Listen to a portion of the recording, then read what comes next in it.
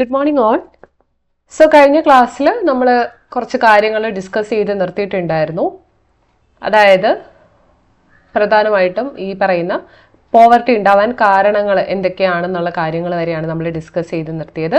So ഇന്നത്തെ ക്ലാസ്സിൽ നമ്മൾ ഡിസ്കസ് ചെയ്യാൻ പോകുന്നത് ഈ പോവർട്ടി ഇല്ലാതാക്കാൻ വേണ്ടിയിട്ട് നമ്മുടെ ഗവൺമെൻറ് ഒരുപാട് പോളിസികൾ എടുത്തിട്ടുണ്ട്. അപ്പം ആ പോളിസികളെയും പ്രോഗ്രാംസിനെയും ഒക്കെ പറ്റിയിട്ടായിരിക്കും നമ്മൾ ഇന്നത്തെ ക്ലാസ്സിൽ ഡിസ്കസ് ചെയ്യുന്നത്. അപ്പം നിങ്ങൾക്കൊരു കാര്യം അറിയാം, 1947 നമ്മുടെ രാജ്യത്തിന് ഇൻഡിപെൻഡൻസ് കിട്ടിയതിന് ശേഷം ഒരു 1951 ഒക്കെ ആകുമ്പോഴത്തേക്കും നമ്മൾ എന്ത് ചെയ്യുന്നുണ്ട്, പഞ്ചവത്സര പദ്ധതികൾ അഥവാ 5 ഇയർ പ്ലാൻസ് സ്റ്റാർട്ട് ചെയ്യുന്നുണ്ട് അല്ലെ. 1951 ഒക്കെ ആകുമ്പോൾ നമ്മൾ 5 ഇയർ പ്ലാൻസ് സ്റ്റാർട്ട് ചെയ്യുന്നുണ്ട്. അപ്പം നമ്മുടെ ഇന്ത്യൻ കോൺസ്റ്റിറ്റ്യൂഷനും 1950 നിലവിൽ വരികയാണ്. അപ്പോൾ അതിനുശേഷം അടുത്ത വർഷം തന്നെ 5 ഇയർ പ്ലാനും സ്റ്റാർട്ട് ചെയ്യുന്നു. അപ്പോൾ ഈ ഇന്ത്യൻ കോൺസ്റ്റിറ്റ്യൂഷനിലും 5 ഇയർ പ്ലാൻസിലും ഒക്കെ നമ്മൾ നോക്കിക്കഴിഞ്ഞാൽ അവിടെ എല്ലാം സോഷ്യൽ ജസ്റ്റിസിനാണ് നമ്മൾ ഇമ്പോർട്ടൻസ് കൊടുക്കുന്നത് അല്ലേ. അതായത് സാമൂഹിക നീതിക്കാണ് നമ്മൾ ഇമ്പോർട്ടൻസ് കൊടുക്കുന്നത്. ഇപ്പൊ ഗവൺമെന്റ് എന്ത് പുതിയൊരു പദ്ധതി കൊണ്ടുവന്നാലും അവിടെ എല്ലാം അവർ സോഷ്യൽ ജസ്റ്റിസിനാണ് ഇമ്പോർട്ടൻസ് കൊടുക്കുന്നത്. അപ്പോൾ ഫസ്റ്റ് 5 ഇയർ പ്ലാനിൽ ഇമ്പോർട്ടൻ്റ് ആയിട്ടുള്ള ഒരു കൊട്ടേഷനാണ് കൊടുത്തിട്ടുള്ളത്. നമുക്ക് എക്സാമിനൊന്നും ചോദിക്കില്ല, എന്നാലും ഇതിനകത്ത് നമുക്ക് കുറച്ച് ടേമുകൾ ശ്രദ്ധിക്കാൻ പറ്റും. അതായത് എക്കണോമിക് സോഷ്യൽ ചേഞ്ച് നമ്മുടെ ആൾക്കാർക്ക് ആവശ്യമാണ് അല്ലേ. സാമ്പത്തികവും സാമൂഹികവുമായിട്ടുള്ള മാറ്റങ്ങൾ നമ്മുടെ ആൾക്കാർക്ക് ആവശ്യമാണ്. പോവർട്ടിയിൽ നിന്ന് പുറത്തു കടക്കാനും അതുപോലെ തന്നെ അസമത്വം, ഇൻകം, വെൽത്ത്, ഓപ്പർച്യൂണിറ്റി, അതിലുള്ള അസമത്വം ഇല്ലാതാക്കുക എന്ന് പറയുന്നത് വളരെ ഇമ്പോർട്ടൻ്റ് ആണെന്ന് ഈ ഫസ്റ്റ് 5 ഇയർ പ്ലാനിനകത്ത് പറഞ്ഞിട്ടുണ്ടെന്നുള്ള കാര്യം ഓർത്ത് വെച്ചിരിക്കുക. അപ്പം നമ്മൾ ഏറ്റവും കൂടുതൽ ഇമ്പോർട്ടൻസ് കൊടുക്കുന്നത് എന്തിനാന്ന് ചോദിച്ചാൽ അത് സോഷ്യൽ ജസ്റ്റിസിനാണ് കേട്ടോ. സോഷ്യൽ ജസ്റ്റിസിനാണെന്നുള്ള കാര്യം മറന്നു പോരും. സോഷ്യൽ ജസ്റ്റിസിനാണ് നമ്മൾ ഏറ്റവും കൂടുതൽ ഇമ്പോർട്ടൻസ് കൊടുക്കുന്നത്. അപ്പൊ അതിനുശേഷം ഇപ്പൊ ഫസ്റ്റ് 5 ഇയർ പ്ലാൻ നമ്മൾ കൂടുതലും ഫോക്കസ് ചെയ്തത് എന്തിനാണെന്ന് ചോദിച്ചു കഴിഞ്ഞാൽ അഗ്രികൾച്ചർ ആയിരുന്നു അല്ലെ. ഫസ്റ്റ് 5 ഇയർ പ്ലാൻ നമ്മൾ കൂടുതലും ഫോക്കസ് ചെയ്തിട്ടുണ്ടായിരുന്നത് അഗ്രികൾച്ചർ ആണ്.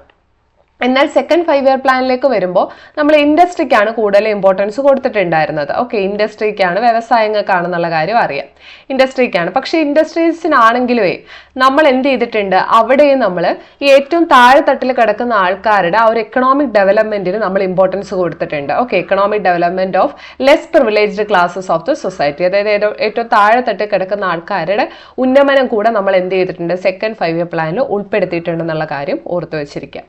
അപ്പോൾ ഏത് ഒരു പോളിസി, നമ്മളിപ്പം എന്തൊരു പോളിസി ഗവൺമെന്റ് കൊണ്ടുവന്നാലും അത് somewhat similar to poverty elevation programme ആയിരിക്കും അല്ലെ. ഇപ്പൊ ഗവൺമെന്റ് എന്തൊരു പുതിയ പോളിസി കൊണ്ടുവന്നാലും അത് ദാരിദ്ര്യ നിർമ്മാർജ്ജനമായിട്ട് അതിന് എന്തെങ്കിലുമൊക്കെ കണക്ഷൻസ് ഉണ്ടായിരിക്കും എന്നുള്ള കാര്യം നിങ്ങളൊന്ന് ഓർത്തിരിക്കുക. ഓക്കെ, അപ്പൊ ഗവൺമെന്റിന്റെ ഈ പറയുന്ന അപ്രോച്ച്, അതായത് ഗവൺമെന്റ് എങ്ങനെയാണ് ദാരിദ്ര്യ നിർമ്മാർജ്ജനം നടത്തിയെന്നുള്ളത് നമുക്കൊരു 3 രീതിയിലാണ് അത് പഠിക്കാനുള്ളത്. ഓക്കെ, 3 രീതിയിലാണ്.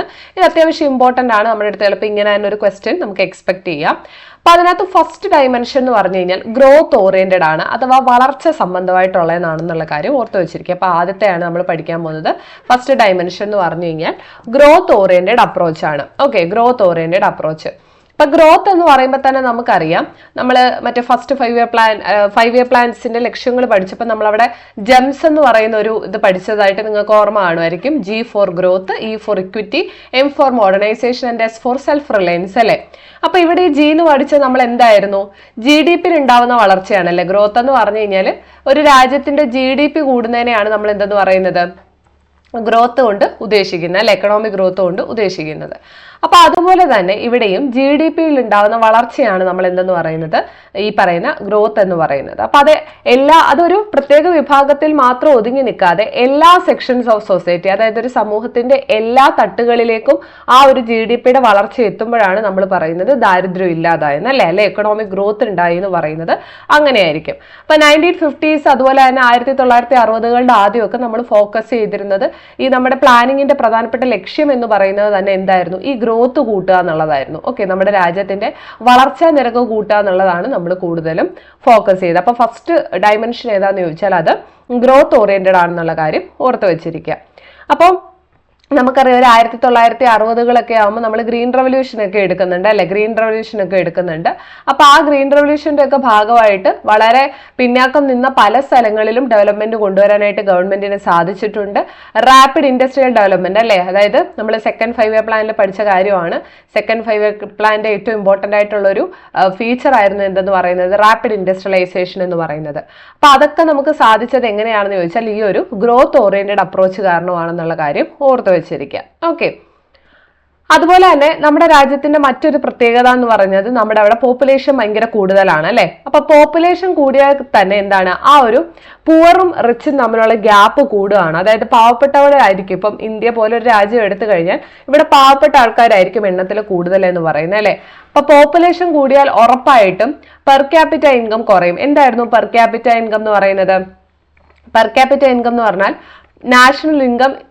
National income by total population ആണ് അല്ലെ. നാഷണൽ ഇൻകം ബൈ ടോട്ടൽ പോപ്പുലേഷനെയാണ് നമ്മൾ എന്തെന്ന് പറയുന്നത്, ഈ പറയുന്ന PCI അഥവാ പെർ ക്യാപിറ്റ ഇൻകം എന്ന് പറയുന്നത്. അപ്പോൾ ഈ ടോട്ടൽ പോപ്പുലേഷൻ കൂടിക്കഴിഞ്ഞാൽ ഉറപ്പായിട്ടും എന്ത് ചെയ്യും, ഈ പെർ ക്യാപിറ്റ ഇൻകം കുറയും അല്ലെ. പെർ ക്യാപിറ്റ ഇൻകം കുറയും. അപ്പൊ അതുവഴി എന്ത് ചെയ്യും, ഈ പാവപ്പെട്ടവനും പണക്കാരനും തമ്മിലുള്ള ഒരു ഗ്യാപ്പ് കൂടാനുള്ള സാധ്യത കൂടുതലാണെന്നുള്ള കാര്യം ഓർത്തു വെച്ചിരിക്കുക. അപ്പൊ ഇവിടെ നമുക്ക് ഗ്രീൻ റെവല്യൂഷനൊക്കെ, അതായത് അഗ്രികൾച്ചർ സെക്ടറിലെ റിഫോം ആയിട്ട് നമുക്ക് ഗ്രീൻ റെവല്യൂഷൻ ഒക്കെ കൊണ്ടുവന്നെങ്കിൽ പോലും, ഹരിത വിപ്ലവം ഒക്കെ കൊണ്ടുവന്നിട്ടുണ്ടായിരുന്നു. പുതിയ സീഡുകൾ, അതുപോലെ തന്നെ മെഷീൻസ്, സംഭവങ്ങളൊക്കെ അവർ ഉപയോഗിച്ച് ഗ്രീൻ റെവല്യൂഷൻ പോലത്തുള്ള കാര്യങ്ങൾ കൊണ്ടുവന്നെങ്കിലും അതും ഈ പറയുന്നത് പോലെ എന്താണ്, വലിയ രീതിയിൽ ഒരു സോഷ്യൽ ജസ്റ്റിസ് ഉറപ്പാക്കിയില്ല എന്നുള്ള കാര്യം നിങ്ങൾ ഓർത്തിരിക്കുക. അതായത് ലാർജ് ആൻഡ് സ്മാൾ ഫാമേഴ്സിനെ അതെന്ത് ചെയ്തു, അവർ തമ്മിലുള്ള ഒരു ഗ്യാപ്പ് കൂട്ടാനായിട്ട് ഗ്രീൻ റെവല്യൂഷൻ കാരണമായി. ഗ്രീൻ റെവല്യൂഷൻ കാരണം ഏറ്റവും കൂടുതൽ ബെനിഫിറ്റ് ഉണ്ടായത് ആർക്കാന്ന് ചോദിച്ചാൽ അത് വലിയ വലിയ ഫാമേഴ്സിനാണ് കേട്ടോ. ലാർജ് ഫാമേഴ്സിനാണ് ഈ ഒരു ഗ്രീൻ റെവല്യൂഷൻ കാരണം ഏറ്റവും കൂടുതൽ ബെനിഫിറ്റ് ഉണ്ടായെന്നുള്ള കാര്യം ഓർത്തു വെച്ചിരിക്കുക. ഓക്കെ, അതുപോലെ തന്നെ ഈ ഗവൺമെന്റ് ലാൻഡ് റിഫോംസ് നടത്തി എന്നുള്ള കാര്യം നമ്മൾ കഴിഞ്ഞ ക്ലാസ് ഡിസ്കസ് ചെയ്തായിരുന്നു അല്ലെ. പല സംസ്ഥാനങ്ങളും ലാൻഡ് റിഫോംസ് നടത്തി. അതായത് ഭൂമി ഉള്ളവരുടെ കയ്യിൽ നിന്ന് ഭൂമി ഇല്ലാത്തവർക്ക് അത് കൊടുക്കുന്ന ഒരു രീതി ഉണ്ടായിരുന്നു. പക്ഷെ അതും ഈ പറയുന്ന പോലെ പല ആൾക്കാർക്കും താല്പര്യമില്ലായിരുന്നു, അൺവില്ലിങ് ആയിരുന്നു എന്നുള്ള കാര്യം ഓർത്തു വെച്ചിരിക്കുക കേട്ടോ. അതായത് ഗവൺമെന്റ് പോലും ചെന്ന് ചോദിച്ചു കഴിഞ്ഞാൽ പല ആൾക്കാരും എന്ത് ചെയ്യത്തില്ലായിരുന്നു, ഈ പറയുന്ന ലാൻഡ് കൊടുക്കത്തില്ലായിരുന്നു എന്നുള്ള കാര്യം നിങ്ങൾ ഓർത്ത് വെച്ചിരിക്കണം.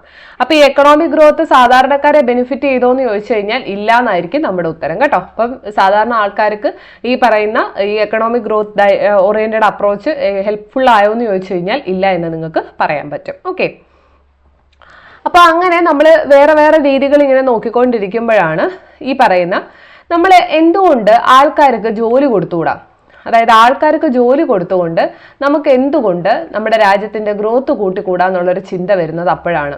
ഇപ്പൊ നമ്മൾ ഈ വെറുതെ ഒരാൾക്ക് പൈസ കൊടുക്കുന്നതും അയാൾക്ക് ആ പൈസ കണ്ടെത്താനുള്ള ഒരു വഴി കണ്ടെത്തി കൊടുക്കുന്നതും രണ്ടാണ് അല്ലെ. അപ്പൊ അതിനു വേണ്ടിയിട്ട് അവർ കുറച്ച് പോവർട്ടി എലിവേഷൻ പ്രോഗ്രാമുകളൊക്കെ കൊണ്ടുവരുന്നുണ്ട്, ദാരിദ്ര്യ നിർമ്മാർജ്ജന പരിപാടികളൊക്കെ കൊണ്ടുവരുന്നുണ്ട്. അപ്പൊ ഇതിനെ കുറിച്ച് കൂടുതൽ മനസ്സിലാക്കണമെങ്കിൽ നമ്മുടെ 3ാം പഞ്ചവത്സര പദ്ധതിയിൽ നോക്കിയാൽ മതി. 1961 to 66 തേർഡ് 5 ഇയർ പ്ലാനിനകത്ത് നമ്മൾ ഒരുപാട് ഇത്തരത്തിലുള്ള ദാരിദ്ര്യ നിർമ്മാർജ്ജന പ്രോഗ്രാമുകൾ കൊണ്ടുവന്നിട്ടുണ്ട്. അപ്പൊ അതിനകത്ത് വരുന്ന ഒരെണ്ണമാണ് 1970കളിലുള്ള ഫുഡ് ഫോർ വർക്ക് പ്രോഗ്രാം എന്ന് പറയുന്നത്. അതായത് ജോലി ചെയ്താൽ കൂലിയായിട്ട് കിട്ടുന്നത് ഭക്ഷണമായിരിക്കും. ഓക്കെ, ഇപ്പൊ നമ്മളൊരു എന്തെങ്കിലും ഒരു ജോലി ചെയ്യുന്നു, അപ്പൊ അതിന് പകരമായിട്ട് നമുക്ക് എന്ത് ചെയ്യും, ഫുഡ് കിട്ടും. അപ്പൊ ഈ ഒരു രീതിയാണ് നമ്മൾ ഫുഡ് ഫോർ വർക്ക് പ്രോഗ്രാം എന്ന് പറയുന്നത്. അപ്പൊ ആ ഒരു രീതി അതൊരു ഓൾട്ടർനേറ്റീവ് ആയിരുന്നു. അപ്പൊ ആ ഒരു രീതി എന്ത് ചെയ്യാണ്, ഇവിടെ യൂസ് ചെയ്യാണെന്നുള്ള കാര്യം നിങ്ങൾ ഓർത്തിരിക്കുക കേട്ടോ. അപ്പൊ ആ ഒരു രീതി ഇവിടെ യൂസ് ചെയ്യാണ് ചെയ്യുന്നത്. ഓക്കെ, അപ്പൊ അങ്ങനെ ഫുഡ് ഫോർ വർക്ക് പ്രോഗ്രാം എന്ന് പറയുന്നത് അത്തരത്തിലൊരു എക്സാമ്പിൾ ആണെന്നുള്ള കാര്യം ഓർത്തു വെച്ചിരിക്കുക. അപ്പൊ മിക്കവാറും എല്ലാ പോവർട്ടി എലിവേഷൻ പ്രോഗ്രാമുകളും നമ്മൾ ഈ ഒരു 5 ഇയർ പ്ലാൻസിന്റെ ബേസിസിലാണ് കൊണ്ടുവന്നിട്ടുള്ളത് കേട്ടോ. അപ്പൊ 5 ഇയർ പ്ലാൻസ് അന്ന് 1951 തൊട്ട് തുടങ്ങിയ ഒരു 5 ഇയർ പ്ലാൻസിനെ ചുറ്റിപ്പറ്റിയിട്ടാണ് മിക്കവാറും ഉള്ള എല്ലാ ദാരിദ്ര്യ നിർമ്മാർജ്ജന പരിപാടികളും കൊണ്ടുവന്നിട്ടുള്ളത്. ഇപ്പൊ 5ാം പഞ്ചവത്സര പദ്ധതിയിലൊക്കെ നമ്മുടെ ഇന്ദിരാഗാന്ധിയൊക്കെ മെയിൻ ആയിട്ട് പറഞ്ഞത് തന്നെ ഗരീബി ഹട്ടാവോ എന്ന് പറയുന്ന ഒരു കോൺസെപ്റ്റിനെ പറ്റിയിട്ടാണ്. ഗരീബി ഹട്ടാവോ എന്ന് പറഞ്ഞു കഴിഞ്ഞാൽ ദാരിദ്ര്യ നിർമ്മാർജ്ജനം എന്നുള്ളതിന് തന്നെയാണ് ഒരു ഇമ്പോർട്ടൻസ് തന്നെ കൊടുക്കുന്നത്. ഓക്കെ, അപ്പൊ സെൽഫ് എംപ്ലോയ്മെന്റ്, അതായത് സ്വയം തൊഴിൽ പദ്ധതികൾ കൊണ്ടുവരിക, അതുപോലെ വേജ് എംപ്ലോയ്മെന്റ് പ്രോഗ്രാമുകൾ കൊണ്ടുവരിക. അപ്പൊ അതുവഴിയൊക്കെ നമുക്ക് പോവർട്ടി എന്ത് ചെയ്യാം, ഒരു പരിധി വരെയൊക്കെ കുറയ്ക്കാൻ പറ്റും എന്നാണ് ഇവർ വിശ്വസിക്കുന്നത്. അപ്പൊ ഇത്തരത്തിൽ കുറച്ച് സെൽഫ് എംപ്ലോയ്മെന്റ് പ്രോഗ്രാമുകളുടെ എക്സാമ്പിൾ ഇവിടെ കൊടുത്തിട്ടുണ്ട്. വളരെ വളരെ ഇമ്പോർട്ടന്റ് ആണ്, എക്സാമിന് ചോദിച്ചതാണ് കേട്ടോ, PYQ ആണെന്നുള്ള കാര്യം ഓർത്തു വെച്ചിരിക്കുക. അപ്പൊ അതിനകത്ത് REGPയുടെ ഫുൾ ഫോം കണ്ടോ, റൂറൽ എംപ്ലോയ്മെന്റ് ജനറേഷൻ പ്രോഗ്രാം. എന്താണ് rural employment generation program? Rural ഏരിയയിലുള്ളതാണ്. PMRY ആണ്, പ്രൈം മിനിസ്റ്റേഴ്സ് റോസ്കാർ യോജന. റോസ്കാർ എന്ന് പറഞ്ഞാൽ ഹിന്ദിയിൽ തൊഴിലെന്നാണ്, പ്രൈം മിനിസ്റ്റേഴ്സ് റോസ്കാർ യോജന. അടുത്ത SJSRY ആണ് സ്വർണ്ണ ജയന്തി ഷഹാരി റോസ്കാർ യോജന. സ്വർണ്ണ ജയന്തി ഷഹാരി റോസ്കാർ യോജന. അപ്പൊ ഇതെല്ലാം സെൽഫ് എംപ്ലോയ്മെന്റ് പ്രോഗ്രാമുകൾക്കുള്ള എക്സാമ്പിൾ ആണ്, പഠിച്ചു വെച്ചിരിക്കണം. അങ്ങനെ തന്നെ ക്വസ്റ്റ്യൻസ് ചോദിക്കും. Right some examples of self employment programmes എന്ന് ചോദിക്കുമ്പോൾ റൂറൽ എംപ്ലോയ്മെന്റ് ജനറേഷൻ പ്രോഗ്രാം പറയാം, പ്രൈം മിനിസ്റ്റേഴ്സ് റോസ്കാർ യോജന, സ്വർണ്ണ ജയന്തി ഷഹാരി റോസ്കാർ യോജന. ഒക്കെ നമുക്ക് പറയാം. അപ്പോൾ അതിൽ എന്താണ്, ആദ്യത്തെ പ്രോഗ്രാമുകളൊക്കെ self employment opportunities in urban areas ആണ് അവർ ഉദ്ദേശിക്കുന്നത് കേട്ടോ. അർബൻ ഏരിയാസ് ആണ് അവർ ഉദ്ദേശിക്കുന്നത്. അതായത് PMRY അതുപോലെ തന്നെ SJSRY ഒക്കെ. ഈ ഷഹാരി എന്ന് പറയുമ്പോൾ ടൗൺ അല്ലെങ്കിൽ നമ്മൾ പറയുന്ന പട്ടണങ്ങളാണ്. അപ്പം ആ ഒരു ഏരിയയിലാണ് ഉദ്ദേശിക്കുന്നത്. അപ്പൊ ആരാണ് ഇത് നടപ്പിലാക്കുന്നത്? അതൊരു ക്വസ്റ്റ്യൻ ആണ് അല്ലെ. ഹു ഇംപ്ലിമെന്റ് ദീസ് പ്രോഗ്രാംസ് എന്ന് ചോദിക്കാം. Khadi and village industries commission ആണ് കേട്ടോ. Khadi and village industries commission ആയിരിക്കും ഇത് ഇംപ്ലിമെന്റ് ചെയ്യുന്നത്. നടപ്പിലാക്കുന്നത്. അപ്പൊ ഈ ഒരു പ്രോഗ്രാമിന്റെ കീഴിൽ ആൾക്കാർക്ക് എന്ത് കിട്ടും? ഫിനാൻഷ്യൽ അസിസ്റ്റൻസ് കിട്ടും, സാമ്പത്തിക സഹായം കിട്ടും. ലൈക്ക് എന്താണ്, ബാങ്ക് ലോൺ ഒക്കെ ആയിട്ട് ചെറിയ ഇൻഡസ്ട്രികളൊക്കെ ഇടാൻ വേണ്ടിയിട്ടുള്ള ബാങ്ക് ലോണുകളായിട്ടൊക്കെ ഉള്ള പൈസ അവർക്ക് കിട്ടും എന്നുള്ള കാര്യം ഒന്ന് ഓർത്ത് വെച്ചിരിക്കുക കേട്ടോ. ബാങ്ക് ലോൺ ഒക്കെ ആയിട്ട് കിട്ടിക്കഴിഞ്ഞാൽ അവർക്ക് ചെറിയ ഇൻഡസ്ട്രികൾ ഇടാം.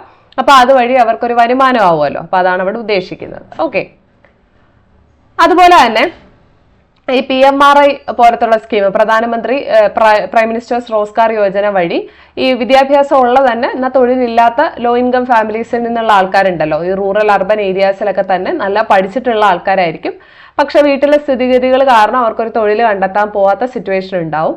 അപ്പൊ അവർക്കൊക്കെ എന്ത് ചെയ്യുന്നുണ്ട്? ഈ ഫൈനാൻഷ്യൽ ഹെൽപ്പ് കൊടുക്കുന്ന ഒരു സ്കീമാണ് PMRY എന്ന് പറയുന്നത് കേട്ടോ. പ്രധാനമന്ത്രി റോസ്കാർ യോജന, പ്രൈം മിനിസ്റ്റർ റോസ്കാർ യോജന. സ്വർണ്ണ ജയന്തി ഷഹാരി റോസ്കാർ യോജന പ്രധാനമായിട്ട് ഉദ്ദേശിക്കുന്നത് അർബൻ ഏരിയാസിലാണ്. ഞാൻ പറഞ്ഞല്ലോ, ഷഹാരി എന്ന് പറയുമ്പോൾ തന്നെ അർബൻ ഏരിയ ആണ്. അപ്പൊ ഇത് ഈ പറഞ്ഞിരിക്കുന്നത് പോലെ എന്ത് ചെയ്യുന്നുണ്ട്?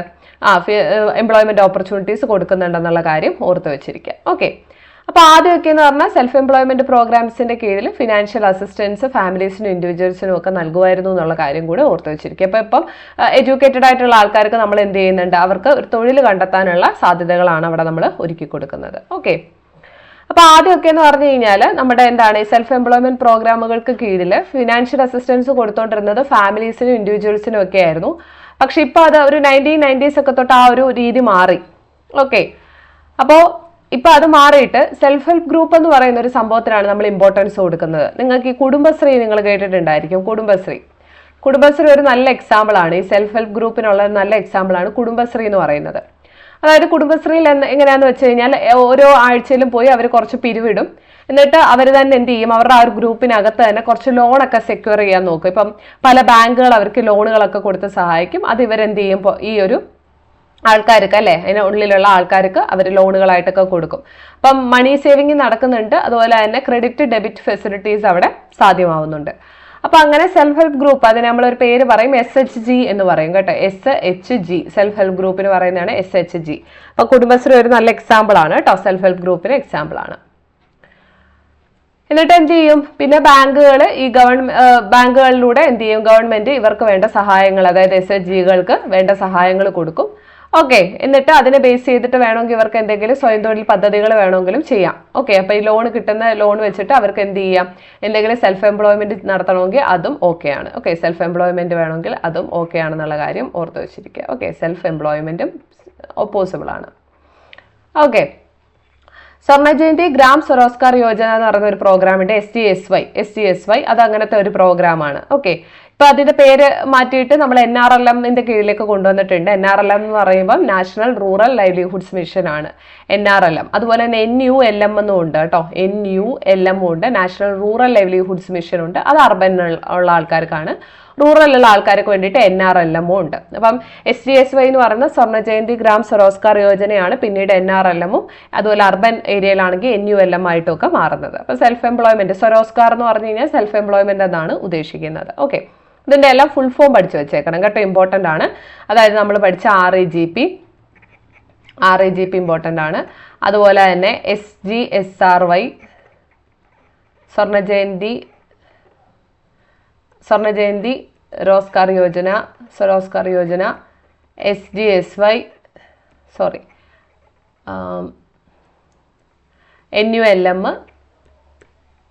NULM, NRLM ഇതൊക്കെ നോക്കി വെച്ചേക്കണം കേട്ടോ, ഇമ്പോർട്ടൻ്റ് ആണ്.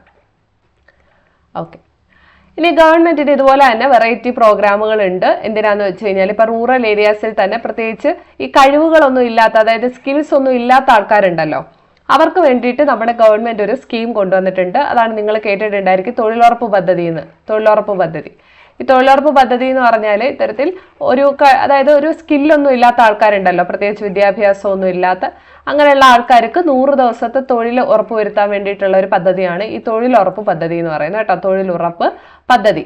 അപ്പൊ ഈ തൊഴിലുറപ്പ് പദ്ധതി എന്ന് പറയുന്ന 2005 ഓഗസ്റ്റിലാണ് പാർലമെന്റ് എന്ത് ചെയ്യുന്നത്, ഒരു പുതിയ ആക്ട് പാസ്സാക്കുന്നത്. അപ്പൊ അതിന്റെ ഭാഗമായിട്ട് റൂറൽ ഏരിയാസിലുള്ള ആൾക്കാർക്ക് എന്ത് ചെയ്യാം, 100 ദിവസത്തെ മിനിമം 100 ദിവസത്തെ ഒരു തൊഴിൽ അവർക്ക് ഒരു വർഷം ഉറപ്പാക്കുക എന്നുള്ളതാണ് ഇവിടെ ഉദ്ദേശിക്കുന്നത്. അപ്പൊ ഇതിനെയാണ് നമ്മൾ Mahatma Gandhi national rural employment guarantee act അഥവാ MGNREGA, മൻരേഗ എന്നൊക്കെയാണ് നമ്മൾ പറയുന്നത് കേട്ടോ. MGNREGA. അപ്പൊ അത് GS എന്നാക്കി, ഇപ്പൊ സ്കീമാണ്. നേരത്തെ ആക്ട് അതിന്റെ കീഴിൽ സ്കീമുണ്ട് കേട്ടോ, MGNREGA. അപ്പൊ ഫുൾ ഫോം ചോദിക്കുവേ, Mahatma Gandhi national rural employment guarantee act.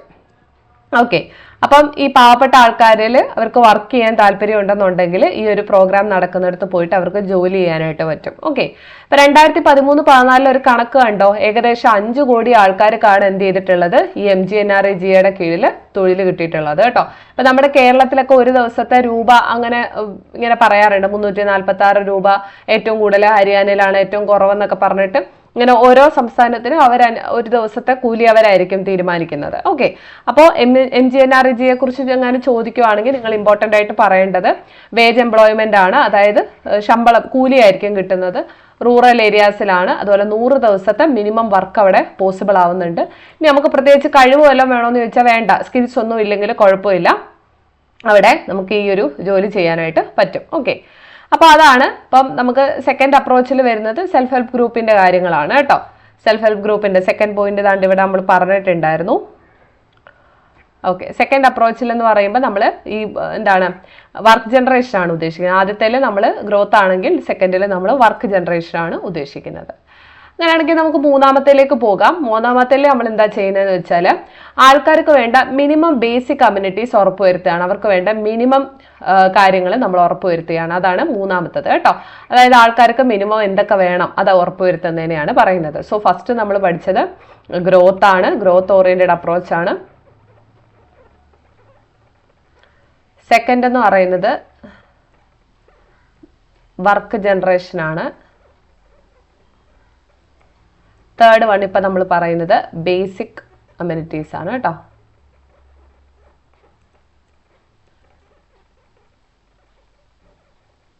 Okay, basic communities. അപ്പൊ ഇന്ത്യ എന്ന് പറയുന്നത് ഇത്തരത്തിൽ എന്താണ്, നമുക്കറിയാം ഒരുപാട് രീതിയിൽ ഇന്ത്യ പൈസ ചെലവാക്കുന്നുണ്ട് അല്ലേ, ആൾക്കാർക്ക് ഒരു ബേസിക് ലൈഫ് കൊടുക്കാൻ, അവർക്ക് ബേസിക് ഫെസിലിറ്റീസ് കൊടുക്കാൻ വേണ്ടിയിട്ട്. ഇപ്പം എഡ്യൂക്കേഷൻ ആയാലും ഹെൽത്ത് ആയാലും വാട്ടർ ആയാലും അങ്ങനെ ആൾക്കാരുടെ ആ ഒരു ജീവിതം മെച്ചപ്പെടുത്താൻ വേണ്ടിയിട്ട് ഒരുപാട് ചെലവാക്കുന്ന ഒരു രാജ്യമാണ് നമ്മുടെ ഇന്ത്യ എന്ന് പറയുന്നത്. ഇപ്പം നിങ്ങൾക്കറിയാം റേഷൻ കടകളുണ്ട് അല്ലേ, ഈ റേഷൻ കടകളിലൂടെ, റേഷൻ ഷോപ്പുകളിലൂടെ വളരെ കുറഞ്ഞ വിലയ്ക്കൊക്കെയാണ് അരിയൊക്കെ കൊടുക്കുന്നത്. അപ്പം അങ്ങനെ അതെല്ലാം ചെലവുകളാണല്ലോ, ഗവൺമെന്റിന് അതെല്ലാം ചെലവുകളാണ്. അപ്പൊ അതുപോലെ തന്നെ ഇതിന്റെ കീഴിൽ എന്താണ് ഈ പറയുന്ന പാവത്തുങ്ങൾക്ക് വേണ്ട കാര്യങ്ങൾ കൊടുക്കുന്നുണ്ട്, എംപ്ലോയ്മെന്റ് ജനറേഷൻ കൊടുക്കുന്നുണ്ട്, ഹെൽത്ത് എഡ്യൂക്കേഷൻ ബെറ്റർ ആക്കാനുള്ള പരിപാടികളും ഒക്കെ എന്ത് ചെയ്യുന്നുണ്ട്, കൊടുക്കുന്നുണ്ട്. അപ്പൊ മൂന്നാമത്തേതെന്ന് പറഞ്ഞാൽ ജനങ്ങൾക്ക് ആവശ്യമായിട്ടുള്ള ബേസിക് ഫെസിലിറ്റീസ് കൊടുക്കുക എന്നുള്ളതാണ് നമുക്ക് മനസ്സിലാക്കാൻ പറ്റുന്നത്. അപ്പൊ ഇത് നമുക്ക് മനസ്സിലാക്കണമെന്നുണ്ടെങ്കിൽ 5th 5 ഇയർ പ്ലാൻ തൊട്ട് നോക്കുന്നതായിരിക്കും നല്ലത്. ഓക്കെ.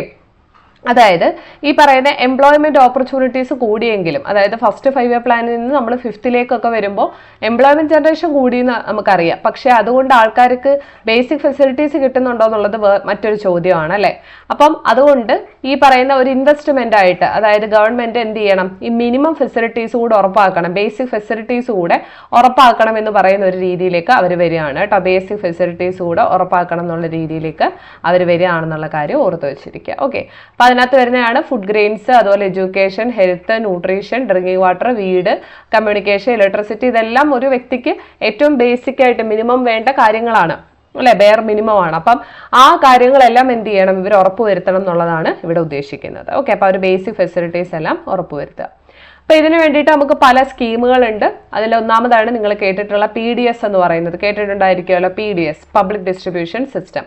എന്താണ്, നമ്മുടെ റേഷൻ ഷോപ്പുകൾ, അതുപോലെ തന്നെ നമ്മുടെ മാവേലി സ്റ്റോറുകൾ, സപ്ലൈകോ പോലത്തുള്ള എല്ലാം ഈ PDS-നകത്ത് വരുന്നതാണ് കേട്ടോ. റേഷൻ ഷോപ്പുകൾ, അതുപോലെ തന്നെ മാവേലി സ്റ്റോർ, ഇങ്ങനത്തുള്ള സപ്ലൈകോ, അങ്ങനത്തെ ഉള്ള സ്ഥാപനങ്ങളുണ്ടല്ലോ. അടുത്തതാണ് ICDS-ന്റെ ഒക്കെ ഫുൾ ഫോം പഠിച്ചു വെച്ചിരിക്കുക. Integrated child development scheme, ICDS. പിന്നെ MMS അഥവാ മിഡ് ഡേ മീൽ സ്കീം. ഇങ്ങനത്തെ ഉള്ള സ്കീമുകളൊക്കെ ഉണ്ടാവുന്നത് ആൾക്കാർക്ക് മിനിമം ആയിട്ടുള്ള കാര്യങ്ങൾ കൊടുക്കാൻ വേണ്ടിയിട്ടാണ്. ഓക്കെ, അതായത് പബ്ലിക് ഡിസ്ട്രിബ്യൂഷൻ സിസ്റ്റത്തിലൂടെ അവരെന്ത് ചെയ്യുന്നുണ്ട്, ഫുഡ് ഗ്രെയിൻസ് ഒക്കെ വളരെ കുറഞ്ഞ വിലയ്ക്ക് ആൾക്കാരിലേക്ക് എത്തിക്കുന്നുണ്ട്. അപ്പോൾ അതുവഴി ഭക്ഷ്യക്ഷാമമൊക്കെ എന്ത് ചെയ്യാൻ പറ്റും, കുറയ്ക്കാനായിട്ട് പറ്റും അല്ലെ. ഭക്ഷ്യക്ഷാമം, ഭക്ഷ്യസുരക്ഷ ഉറപ്പുവരുത്താനായിട്ട് പറ്റും.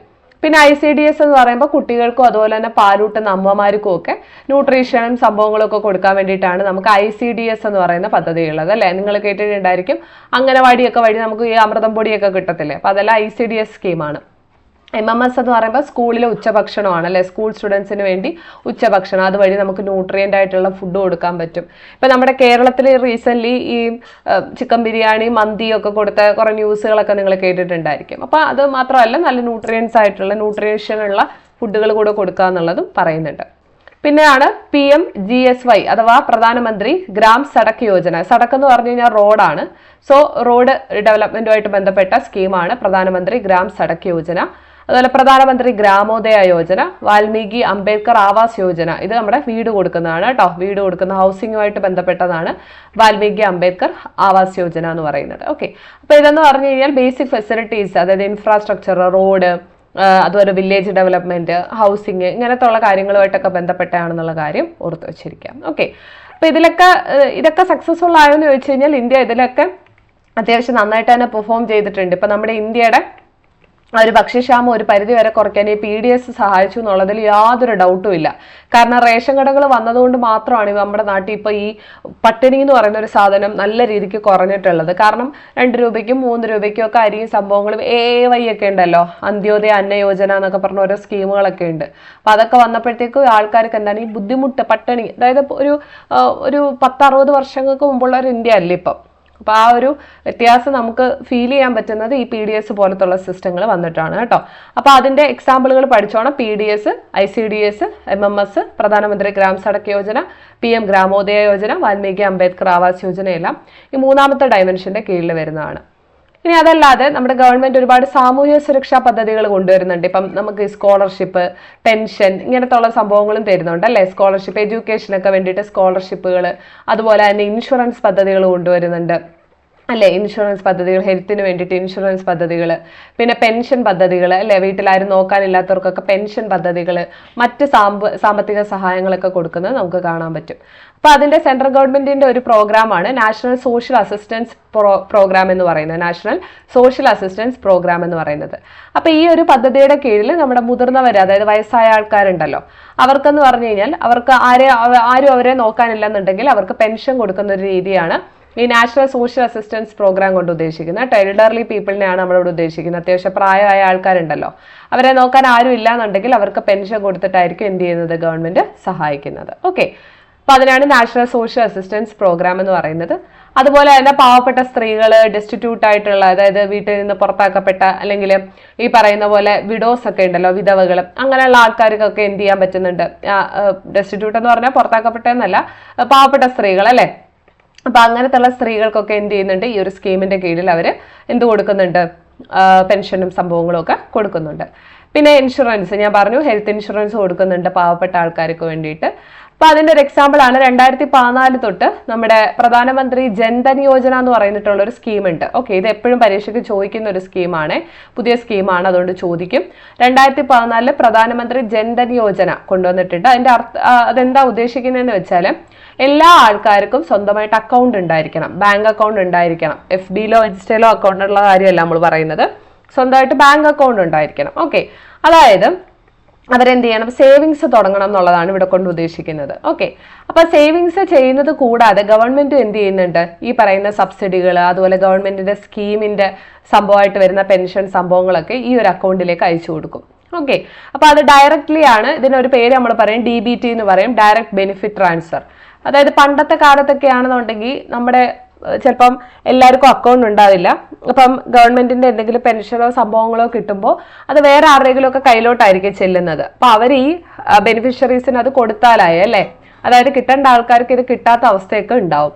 അപ്പൊ അത് മാറ്റിയിട്ട് ഡയറക്റ്റ് ആയിട്ട് തന്നെ ഈ കിട്ടേണ്ട കാര്യങ്ങൾ ഡയറക്റ്റ് ആയിട്ട് കൊടുക്കുന്നതിനെയാണ് നമ്മൾ എന്തെന്ന് പറയുന്നത്, ഈ അതിനു വേണ്ടിയിട്ടാണ് പ്രധാനമന്ത്രി ജൻധൻ യോജന 2014 വന്ന സ്കീമാണ് വന്നിട്ടുള്ളത്. ഓക്കെ, അപ്പൊ ഇവിടെ ഓരോ അക്കൗണ്ട് ഹോൾഡറിനും ഏകദേശം 1 ലക്ഷം വരെ ആക്സിഡന്റ് ഇൻഷുറൻസ് കിട്ടും. അതുപോലെ 30,000 രൂപ വരെ ലൈഫ് ഇൻഷുറൻസ് കവർ ഒക്കെ കിട്ടുന്നുണ്ട് കേട്ടോ. അപ്പൊ അതാണ് ജൻധൻ യോജന കൊണ്ട് ഉദ്ദേശിക്കുന്നത്. അതായത് എന്തെങ്കിലും ആക്സിഡന്റോ മറ്റോ പറ്റിക്കഴിഞ്ഞാൽ 1 ലക്ഷം രൂപ വരെയും ലൈഫ് ഇൻഷുറൻസ് കവറായിട്ട് ഒരു 30,000 രൂപയൊക്കെ കിട്ടുന്നുണ്ടെന്നുള്ള കാര്യം ഓർത്തു വെച്ചിരിക്കുക. അപ്പൊ അതാണ് പ്രധാനമന്ത്രി ജൻധൻ യോജന. വളരെ ഇമ്പോർട്ടന്റ് ആണ്. മൂന്നാമത്തെ അപ്രോച്ചിൽ നമുക്ക് പറയാൻ പറ്റുന്നതാണ്. അപ്പൊ അത്രയാണ് നമുക്ക് പോവർട്ടി അലിവേഷനുമായിട്ട് ബന്ധപ്പെട്ട് പഠിക്കാനുള്ളത്. അപ്പൊ നമ്മൾ ഫസ്റ്റ് പറഞ്ഞ ഡയമെൻഷൻ ഗ്രോത്ത് ആണ്. ഗ്രോത്ത് ഓറിയന്റഡ് ആയിട്ട് വന്നിട്ടുള്ള കാര്യങ്ങളാണ്. ഓക്കെ, അത് നമുക്ക് ഗ്രീൻ റെവല്യൂഷനും സംഭവങ്ങളും ഒക്കെ പറയാം. പിന്നെ നമുക്ക് വർക്ക് ജനറേഷനുമായിട്ട് ബന്ധപ്പെട്ടിട്ടാണ് നമ്മൾ ഫുഡ് ഫോർ വർക്ക് പറഞ്ഞു. അതുപോലെ തന്നെ RAGP, PMRY, SJSRY, പിന്നെ നമ്മൾ PMRY, SCSY പറഞ്ഞു അല്ലെ, സെൽഫ് ഹെൽപ്പ് ഗ്രൂപ്പിന്റെ കാര്യം പറഞ്ഞു, NRLM, NULM ഒക്കെ പറഞ്ഞു. പിന്നെ നമ്മൾ NGNRAG അഥവാ തൊഴിലുറപ്പ് പദ്ധതി. മൂന്നാമത്തെ അപ്രോച്ചാണ് മിനിമം ബേസിക് നീഡ്സ് എന്ന് പറയുന്നത്. അവിടെ നമുക്ക് ജൻധൻ യോജന, അതുപോലെ പ്രധാനമന്ത്രി gram Sadak Yojana, public distribution system, ICDS, mid day meal scheme, പ്രധാനമന്ത്രി ഗ്രാമോദയ യോജന, വാൽമീകി അംബേദ്കർ ആവാസ് യോജനയൊക്കെ പറയാം. പിന്നെ ഈ പറഞ്ഞിരിക്കുന്നത് നാഷണൽ സോഷ്യൽ അസിസ്റ്റൻസ് പ്രോഗ്രാം ഒക്കെ നമുക്ക് ഡിസ്കസ് ചെയ്യാം. അപ്പൊ ഈ പോവർട്ടി എലിവേഷൻ പ്രോഗ്രാംസ് കംപ്ലീറ്റ് ആണോ അല്ലെ സക്സസ്ഫുൾ ആണോ, കംപ്ലീറ്റ്ലി സക്സസ്ഫുൾ ആണോ എന്ന് ചോദിച്ചു കഴിഞ്ഞാൽ നമുക്കറിയാം അല്ല അല്ലെ. അപ്പൊ സത്യം പറഞ്ഞു കഴിഞ്ഞാൽ ഇത് ആദ്യം കൊണ്ടുവരുന്ന സമയത്ത് ഇത് അത്യാവശ്യം നല്ല സക്സസ്ഫുൾ ആയിട്ട് തന്നെയാണ് പൊയ്ക്കൊണ്ടിരുന്നത്. കാരണം നമ്മുടെ ഇന്ത്യയുടെ മൊത്തത്തിലുള്ള ആ ഒരു പോവർട്ടി ഉള്ള ആൾക്കാരുടെ എണ്ണം എടുത്തു കഴിഞ്ഞാൽ അത് കുറഞ്ഞു വരുന്നതായിട്ടൊക്കെ നമ്മൾ കണ്ടിട്ടുണ്ട്. അപ്പൊ നമ്മുടെ അടുത്ത് ക്വസ്റ്റ്യൻ ചോദിക്കുന്നത് ഈ പോവർട്ടി എലിവേഷൻ പ്രോഗ്രാം സക്സസ്ഫുൾ ആയിരുന്നോ, അതിന്റെ ക്രിറ്റിസിസം എന്തൊക്കെയായിരുന്നു എന്ന് പറഞ്ഞ് ക്വസ്റ്റ്യൻ ചോദിക്കും. അപ്പൊ നമ്മൾ എഴുതേണ്ട കാര്യങ്ങളാണ് ഇനി പറയുന്നത്. ഓക്കെ, അപ്പൊ നമ്മൾ ഒരുപാട് പ്രോഗ്രാംസുകൾ കൊണ്ടുവന്നിട്ടുണ്ട് പോവർട്ടി കുറയ്ക്കാൻ വേണ്ടിയിട്ട്, ഹങ്കർ കുറയ്ക്കാൻ വേണ്ടിയിട്ട് അല്ലെ. അപ്പം അതൊക്കെ നമ്മൾ കൊണ്ടുവന്നെങ്കിലും ഇതെല്ലാം നമ്മുടെ ഇന്ത്യയുടെ ഇപ്പോഴും നമ്മുടെ ഇന്ത്യ അനുഭവിക്കുന്ന പ്രശ്നങ്ങളാണ് ഇതെല്ലാം അല്ലെ. ദാരിദ്ര്യമായാലും വിശപ്പായാലും മാൽനൂറിഷ്മെന്റ് ആയാലും, അതായത് പോഷകാഹാരക്കുറവ്, നിരക്ഷരത, ഇതെല്ലാം നമ്മുടെ ഇന്ത്യയുടെ ഒരു ഭാഗമായിട്ട് മാറിക്കൊണ്ടിരിക്കുകയാണ് അല്ലെ. അപ്പൊ പോവർട്ടി എലിവേഷൻ കൊണ്ട് ഗുണം ഉണ്ടായിട്ടുണ്ടോ എന്ന് ചോദിച്ചാൽ തീർച്ചയായിട്ടും ഗുണം ഉണ്ടായിട്ടുണ്ട്.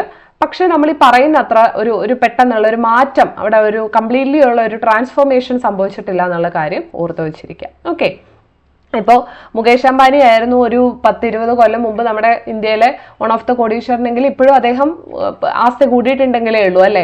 അല്ലാതെ ഒരിക്കലും ആ സ്ഥാനത്ത് ഒരു 10 പേരും കൂടെ നമ്മുടെ നാട്ടിൽ റിച്ചായിട്ട് മാറിയിട്ടില്ല.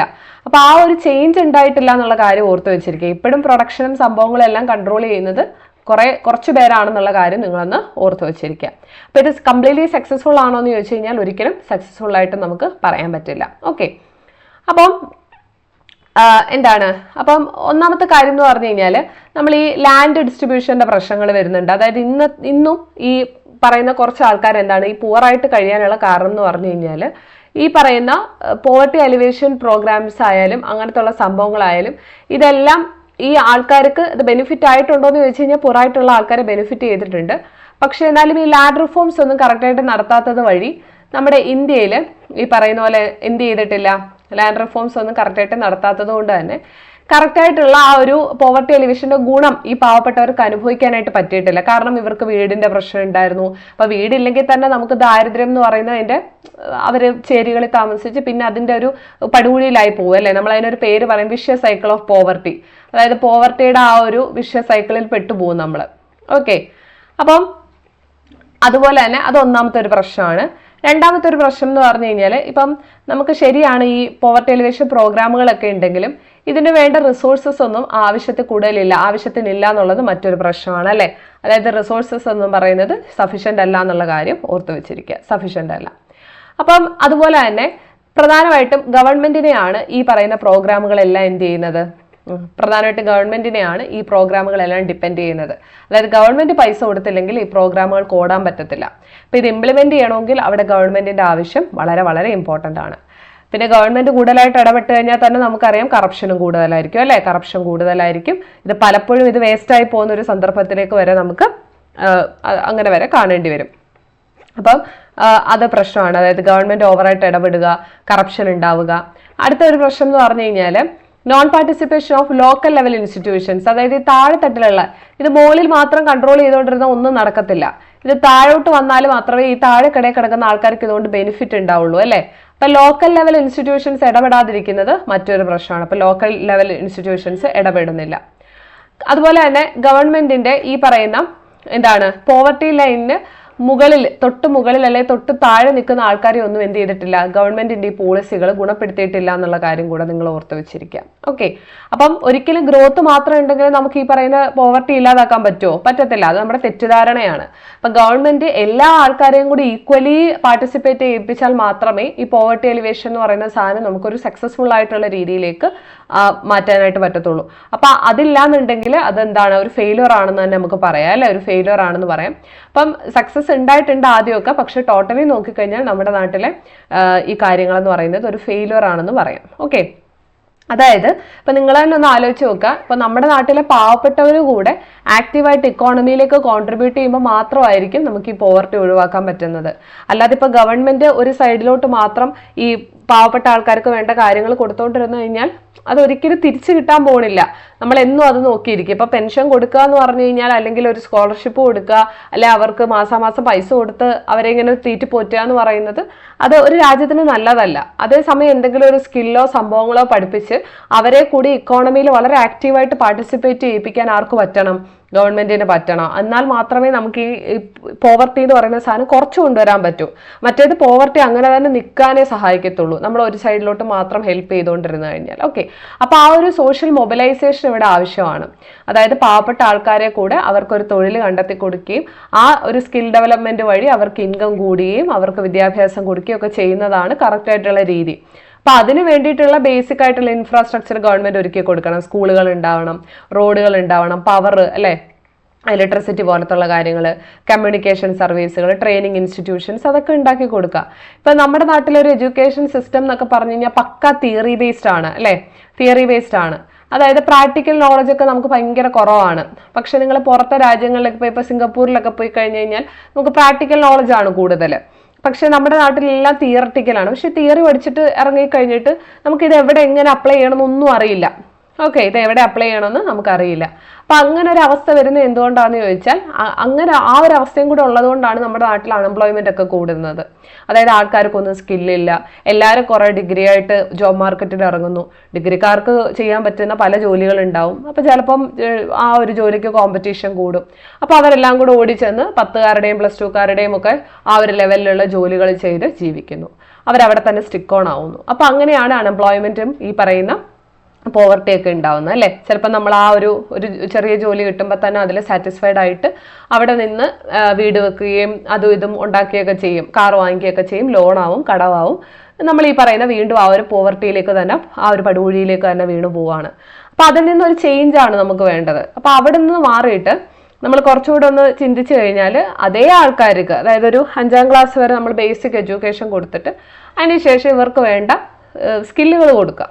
അതായത് നമുക്ക് ഓരോരുത്തർക്കും ഓരോ പാഷൻ ഉണ്ടാവും, നമ്മുടെ ഇഷ്ടങ്ങൾ ഉണ്ടാവും, അതിനനുസരിച്ചിട്ടുള്ള സ്കില്ല് കൊടുക്കുക. ആ സ്കില്ലിനനുസരിച്ചിട്ടുള്ള ജോലി ജോബ് മാർക്കറ്റിൽ ഉണ്ടെന്ന് ഉറപ്പുവരുത്തി അവരെ ആ ജോലിക്ക് കയറ്റുക. അങ്ങനെ അവർ പൈസ ഉണ്ടാക്കുക, അവർ 10 പേർക്ക് ജോലി കൊടുക്കുന്ന രീതിയിലേക്ക് അവരെ വളർത്തുക. അപ്പോൾ ആ ഒരു രീതി ഞാൻ നേരത്തെ പറഞ്ഞതുപോലെ ഒരു ജോബ് സീക്കർ എന്നതിൽ നിന്ന് നമ്മളൊരു ജോബ് മേക്കർ ആയിട്ട് മാറണം.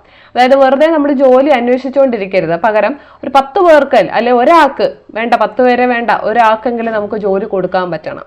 ഓക്കെ, അപ്പൊ അതാണ് നമ്മുടെ നാട്ടില് നമുക്ക് വേണ്ടത്. എന്നാൽ മാത്രമേ നമുക്ക് ഈ പോവർട്ടി എന്ന് പറയുന്ന സാധനത്തെ കുറച്ച് കൊണ്ടുവരാനായിട്ട് പറ്റത്തുള്ളൂ. ഓക്കെ, അപ്പം ഇക്വാലിറ്റിയും ജസ്റ്റിസും ഇങ്ങനത്തെ കാര്യങ്ങളിലൊക്കെയാണ് നമ്മൾ ഇമ്പോർട്ടൻസ് കൊടുത്തത്.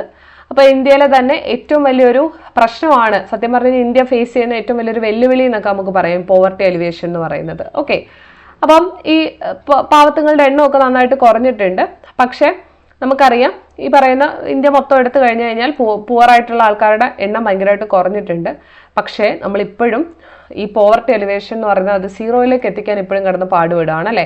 നമുക്കത് പറ്റുന്നില്ല. അപ്പം നമ്മളിപ്പോഴും ആ ഒരു ഡ്രീമിൽ നിന്ന് ഒരുപാട് ദൂരെയാണെന്നുള്ള കാര്യം നിങ്ങൾ ഓർത്ത് വെച്ചിരിക്കുക. ഇപ്പൊ 1947 നമ്മൾ ജീവിച്ചുകൊണ്ടിരുന്ന ഒരു സ്റ്റാൻഡേർഡ് ഓഫ് ലിവിങ് അല്ല നമ്മളിപ്പോൾ ജീവിക്കുന്നത്. നമ്മൾ ഒരുപാട് മാറിയിട്ടുണ്ട്, സത്യമാണ്. നമ്മുടെ ബേസിക് കമ്മ്യൂണിറ്റീസ് ഒക്കെ ഒരുപാട് കൂടിയിട്ടുണ്ട്.